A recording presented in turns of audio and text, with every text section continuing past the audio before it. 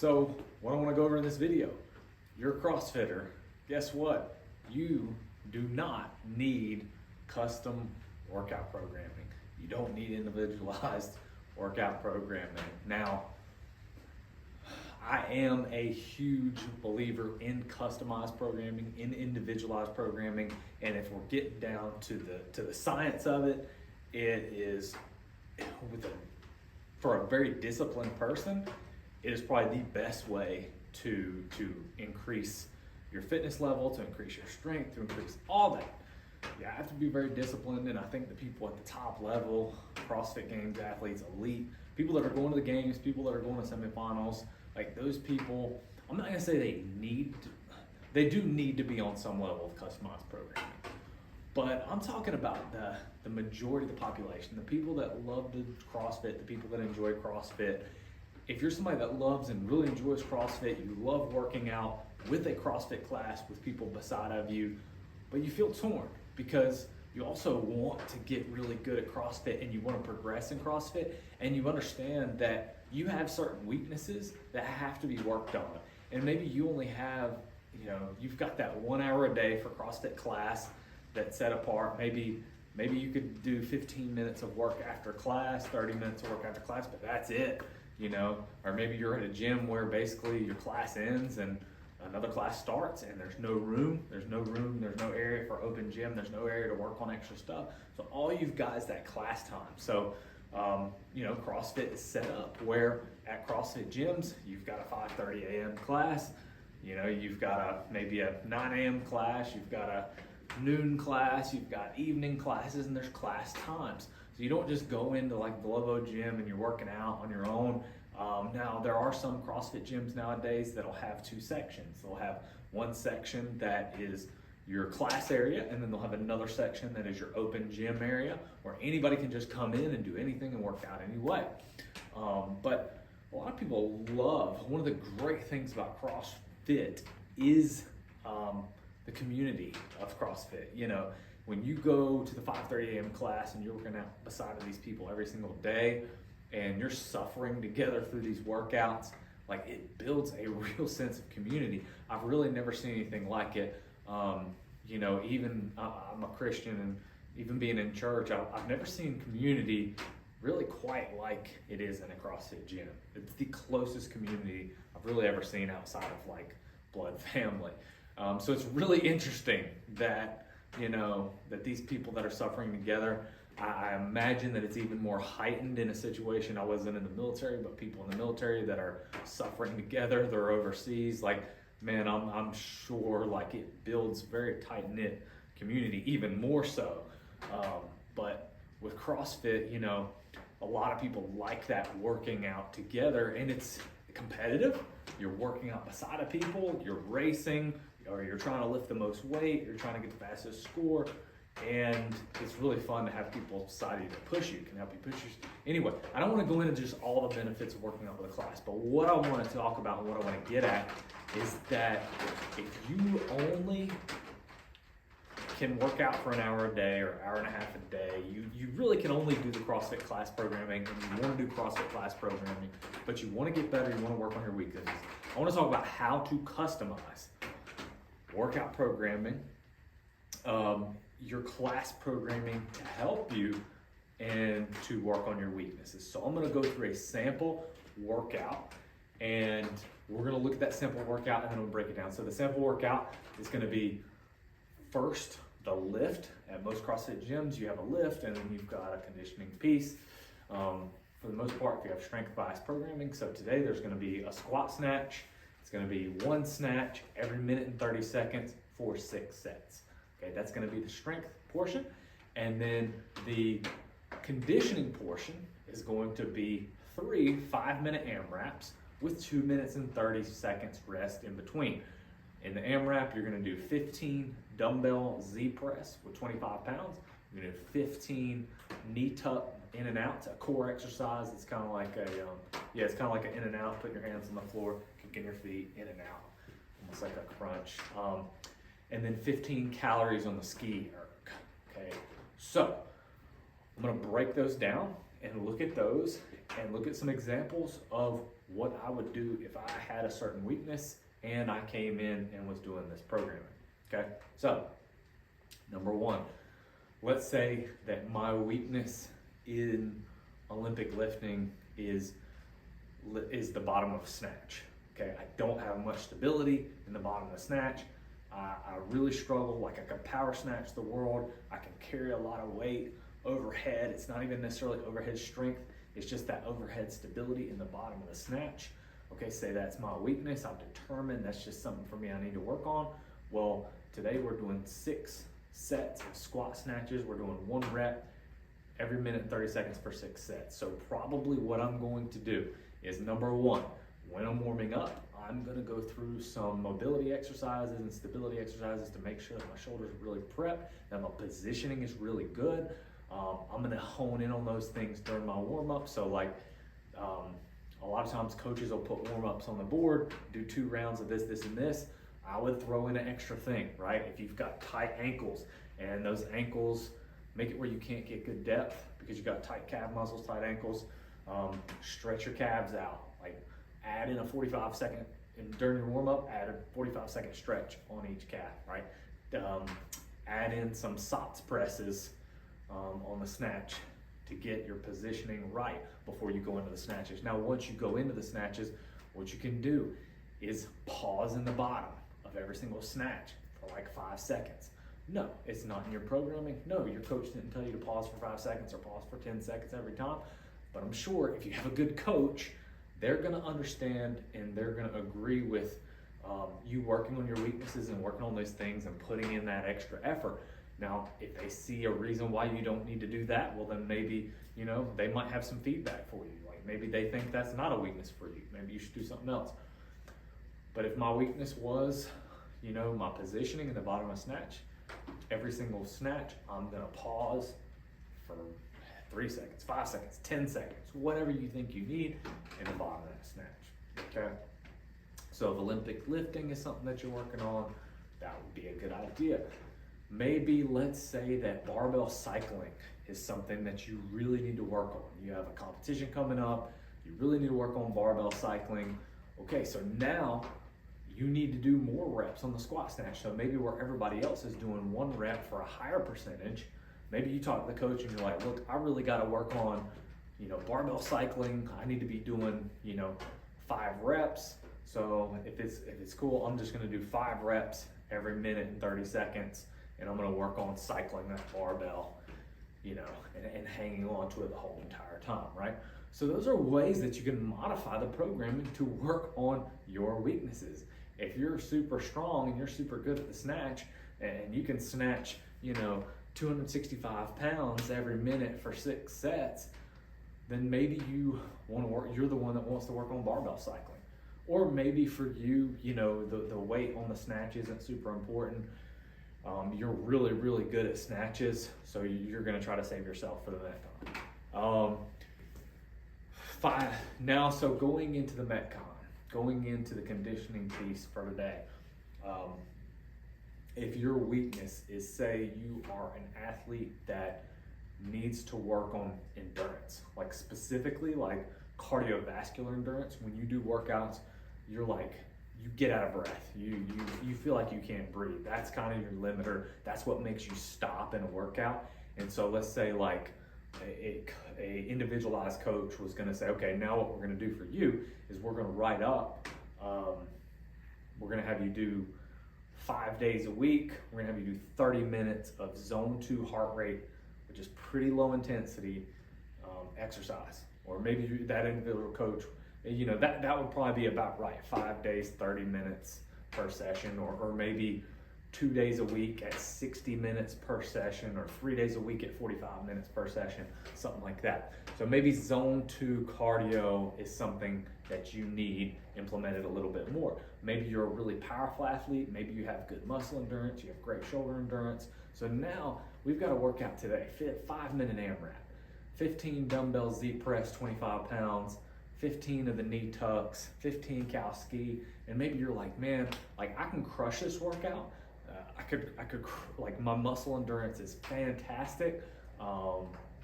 I'm gonna be able to hold a good output on the skier. I'm just probably gonna get, I just need to get in my zone 2 work. I need to get in my zone 2 work. Yesterday, maybe you went really, really hard and you went really intense. And so, a lot of times people that are trying to build a lot of cardiorespiratory endurance and a lot of strength at the same time, like, you can't go at that high intensity, that high output every single day. You would actually be better off, varying that a little bit. So like yesterday you went real hard. Okay, I need to do my zone 2 work. I didn't get in my zone 2 work yesterday. So here's what you could do. Okay, if you need that zone 2 work, you can go ahead and make sure in your warm up, you will get your heart rate monitor. Make sure that you're in that zone 2 heart rate. Watch your heart rate during the warm up. Try to hit in that zone 2. Okay, your warm up's probably gonna be 10-15 minutes. Try to stay in that zone 2. When you're doing your squat snatches, maybe after every snatch, you set up a box and you do some box step ups. And you just sit there and do box step ups. And you tell your coach, hey, I'm trying to stay in that zone 2 heart rate. The whole class is something that I'm working on. And get in that zone 2 heart rate. Or maybe you get off the snatch, you get on your snatch and you just get on the bike and just easy pedal to keep your heart rate there. Now, you've done 8 minutes of, say your warm up was 10 minutes, and then between your warm up for your snatch and then your snatch, that's another 15 minutes. Now you got 25 minutes of zone 2 work where you've been keeping your heart rate around that zone 2 heart rate. Now, as you're getting ready to go into your AMRAP, you're going into your 5-minute AMRAP, you're going to do 3 of them. Now, when you're looking at your weight, you're like, man, 25 pounds for the dumbbell Z press, you think it's not that bad. Like, I'm going to be able to do it unbroken for the first AMRAP, but maybe if I go to really high intensity with the ski, I'm going to have to start breaking it up and it's going to kind of bottleneck down, and I'm probably going to start to get a high heart rate. So maybe you're like, instead of 25 pounds on the Z press, I'm going to do 15 pounds so I can go at a nice steady pace and go unbroken the whole time. And it's not really taxing me too hard. It's not really getting me super out of breath. It's not really raising my heart rate up, but I'm just going nice and steady. So you could drop the weight to 15 pounds, or you could just keep 25 pounds and you could say, I'm going to break it up into 3 sets of 5. So you can do 5, put the weights down, rest, not let your heart rate spike too much, do 5, do 5. Then on the knee tucks, you say you're going to do just like that, 5, 5, 5. Go at a nice pace where you can watch your heart rate, keep your phone there, watch that heart rate, or your Apple Watch or whatever you have to be able to see that heart rate. Make sure you're in that zone 2 that whole entire time and regulate your intensity accordingly. Don't race, don't try to win the workout. You're trying to stay in that zone 2, and that's your goal. You get on the skier. You're not going all out on the skier. You're going just enough pace to keep you in that zone 2 heart rate. And then you continue that for all 3 AMRAPs. So if you do that, now, even though you got 2 minutes and 30 seconds rest between the AMRAPs, you could, instead of resting, do a light ski, do a light bike, do some brisk walking around the room, keep that heart rate elevated. So if you had a 10-minute warm up, and then say you kept your heart rate in the zone 2 for that 10-minute warm up, you kept your heart rate in that zone 2 for 15 minutes of snatching. Now you've got 25 minutes, and then now with this workout, you've got another 20 minutes basically of zone 2.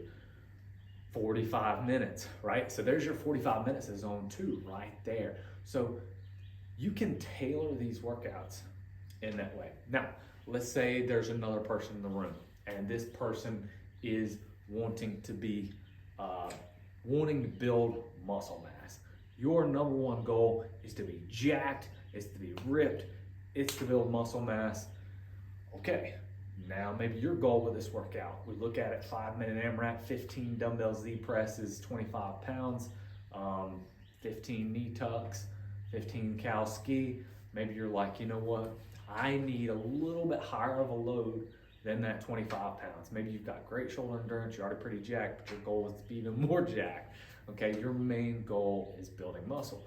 Now, when you take that 15 dumbbell Z presses, I'm gonna look at maybe increasing that weight, doing 30 pounds, maybe doing 35 pounds.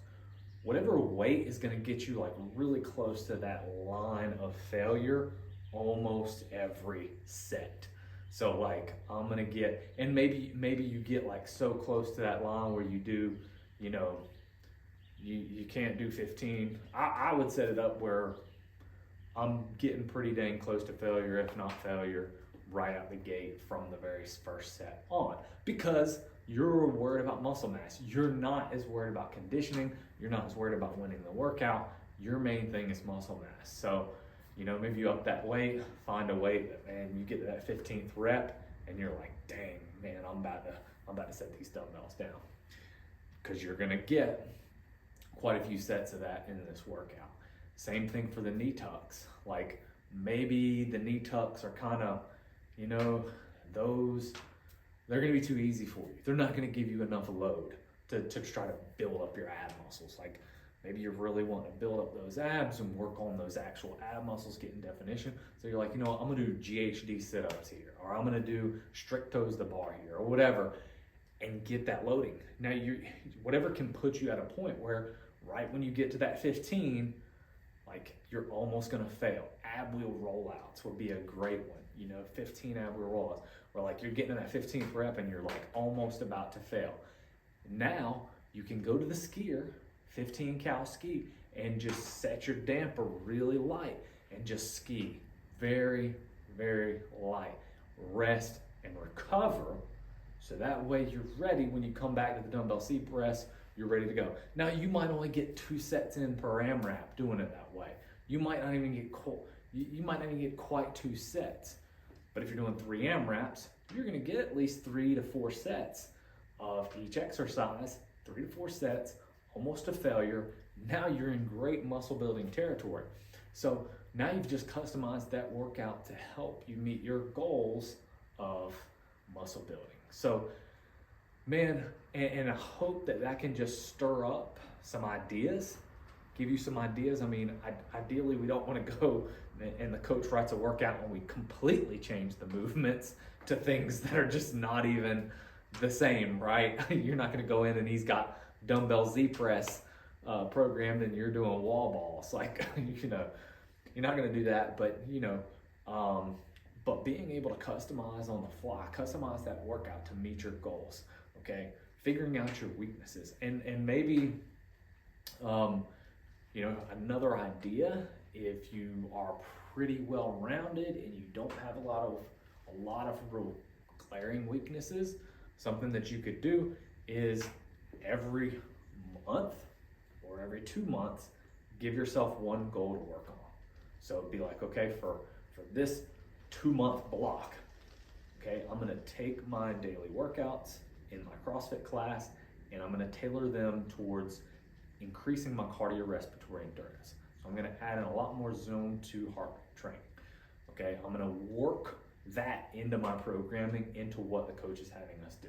Maybe if today we're doing a 40-minute EMOM and everybody else is doing that 40-minute EMOM at a zone 5 heart rate, and everybody in the room is pushing themselves as hard as possible. Their heart rates are pegging out 170 to 190.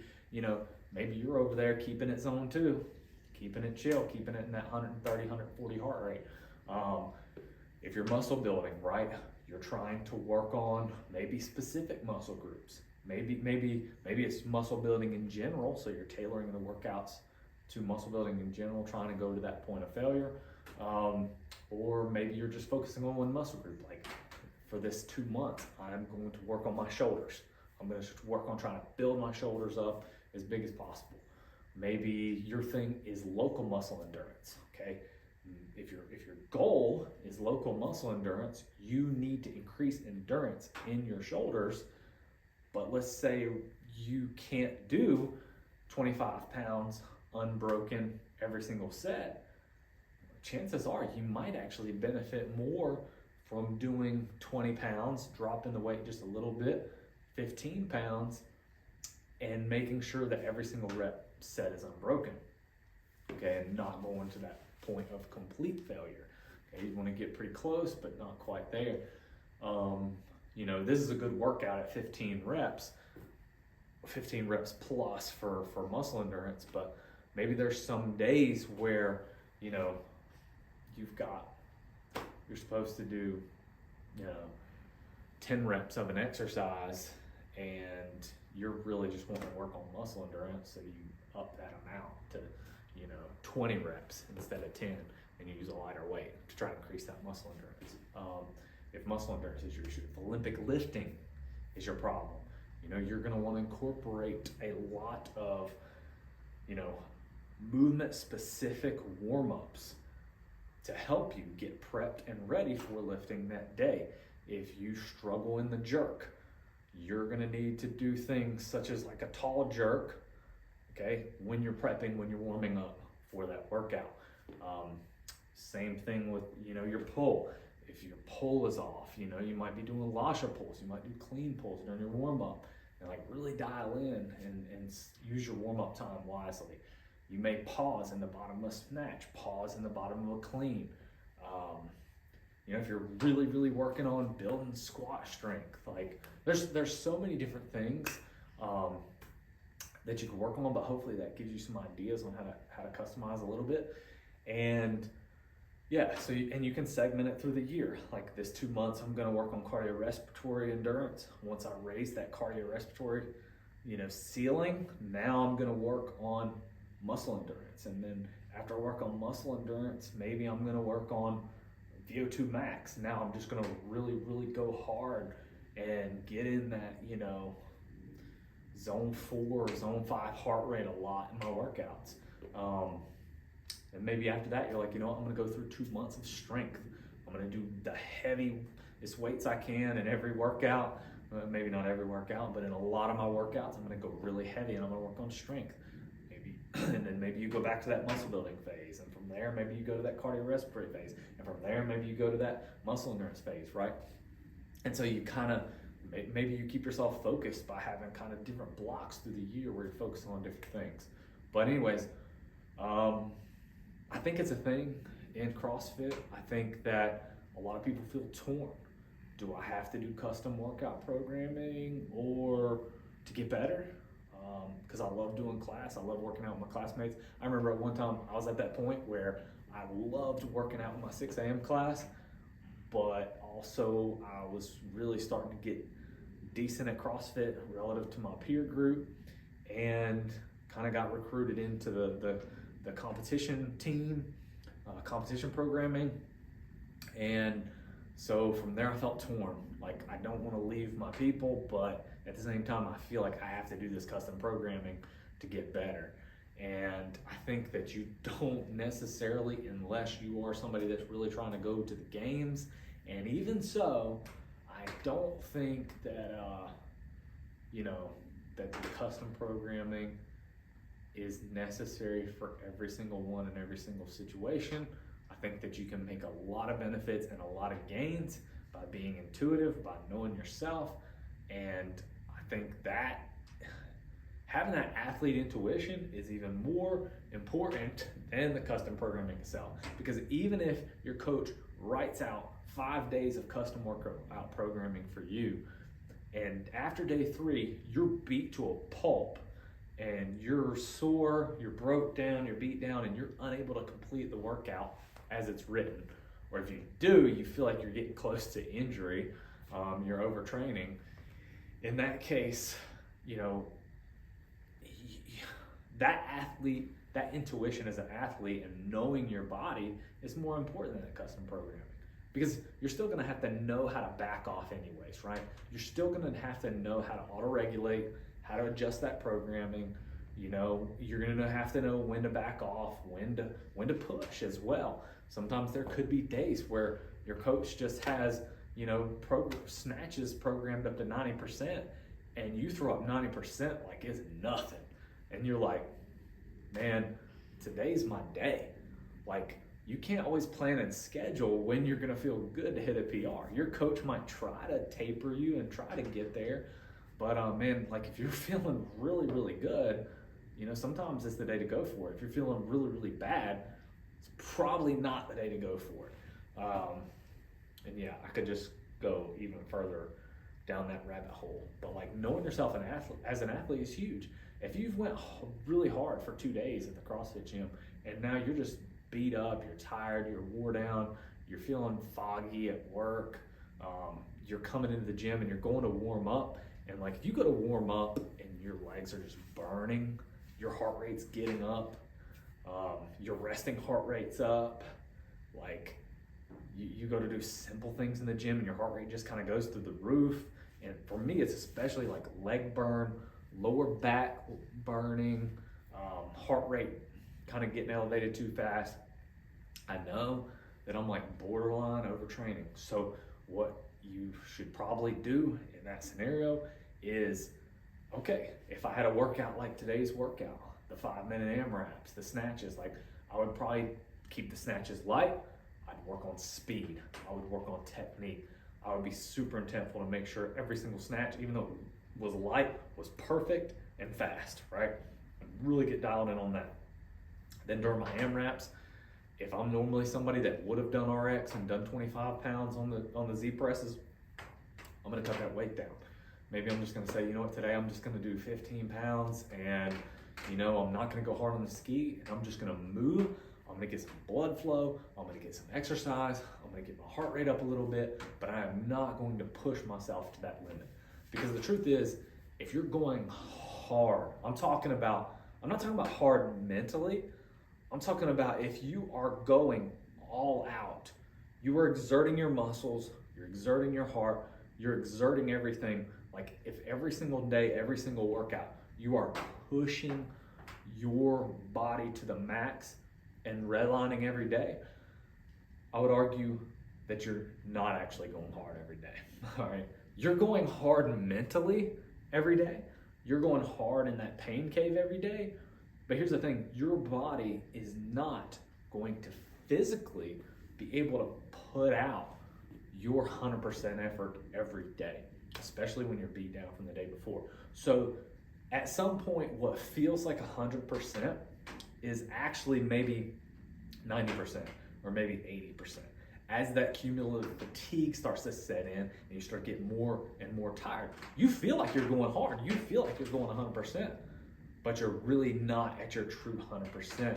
If you tapered, if you took some days off, if you blended your training, if you listened to your body, and you know, you have to rest and recover a little bit to be able to give that high, full, all-out output every single day, right? That's why training is different than competing. If I get on the assault bike and every day I do a 10-minute all-out assault bike test, I may see some gains for a little while, but eventually that all-out effort every single day is going to run me down to where I'm probably going to actually start getting a lower score at some point. And probably at some point, it's definitely going to stop, and then I'm going to start getting a lower score. What you have to do is be smart and implement a well-crafted training plan to increase that number for that 10-minute assault bike calorie test, right? You can't just go 100% every single day on it and meet that goal. So, with that said, a couple takeaways. The main takeaway is having, knowing yourself as an athlete, knowing your body, knowing how to adjust, and knowing how to adjust and still stay consistent and still keep working out, still keep moving, still keep working on the movements that you need to do, right? And still keep plugging away, not run yourself into the ground and not get injured. I think that's the biggest takeaway, is that auto regulation of knowing when to pull back, when to push, how to, and then learning how to customize and learning how to scale, learning how to adjust, because scaling goes both ways. You can scale a workout down easier, you can scale it up harder, knowing how to scale either way. So hopefully that can be helpful. I feel like I was talking to a coach about it today, there's a very low percentage of people that are able to do this and that are willing to do this or think about doing this. And I think that it could change CrossFit for the better if people did know and recognize how to do this. I think it would be a great thing for gyms. So if you have any thoughts, any questions on that, anything else, hit me up in the comments. Thank you for watching.